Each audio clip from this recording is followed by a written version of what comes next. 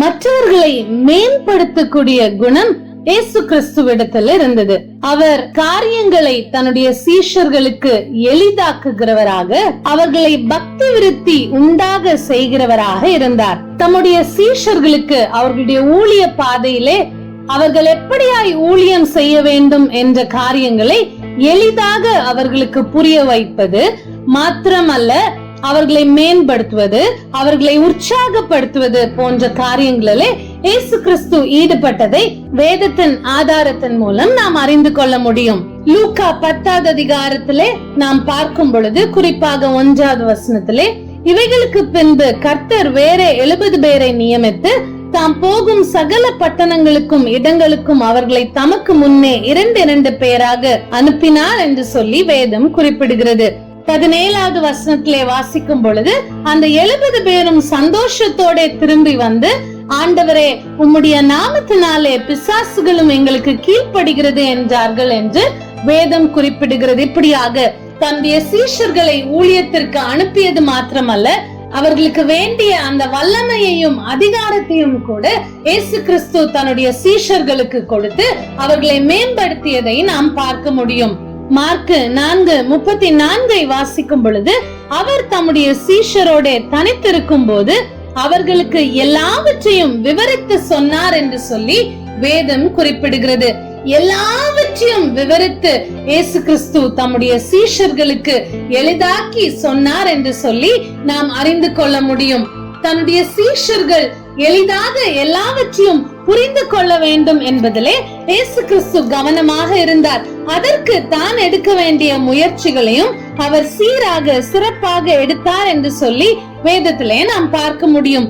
லூக்கா 24:45 இவ்விதமாய் சொல்லுகிறது, அப்பொழுது வேத வாக்கியங்களை அறிந்து கொள்ளும்படி அவர்களுடைய மனதை அவர் திறந்து என்று சொல்லி குறிப்பிடுகிறது. இப்படியாய் தன்னுடைய சீஷர்களை அவர் ஊழியத்திற்கென்று அழகாக ஆயத்தப்படுத்தியதை இந்த வேத பகுதிகளிலே நாம் கண்டு கொள்ள முடியும்.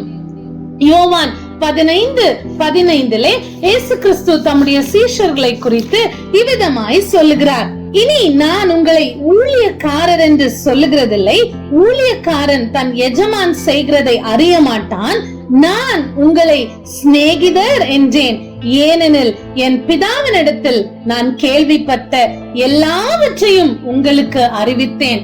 ஆம், இந்த வசனத்தின் மூலம் எவ்விதமாய் இயேசு கிறிஸ்து தன்னுடைய சீஷர்களை மேம்படுத்தி இருக்கிறார் என்றும், எவ்விதமாய் அவர்களை அழகாக ஊழியத்திற்கென்று ஆயத்தப்படுத்தி இருக்கிறார் என்றும் நாம் அறிந்து கொள்ள முடியும்.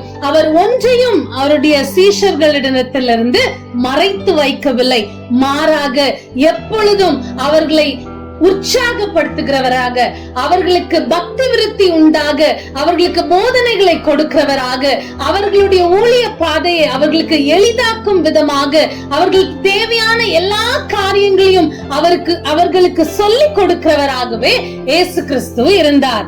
அதே போல இயேசு கிறிஸ்து பிதாவினிடத்தில் ஜெபிக்கும் பொழுதும் கூட யோவான் 17:8 இவ்விதமாய் சொல்லுகிறார், நீர் எனக்கு கொடுத்த வார்த்தைகளை நான் அவர்களுக்கு கொடுத்தேன், அவர்கள் அவைகளை ஏற்றுக்கொண்டு நான் உம்மிடத்திலிருந்து புறப்பட்டு வந்தேன் என்று நிச்சயமாய் அறிந்து நீர் என்னை அனுப்பினீர் என்றும் விசுவாசித்திருக்கிறார்கள் என்று.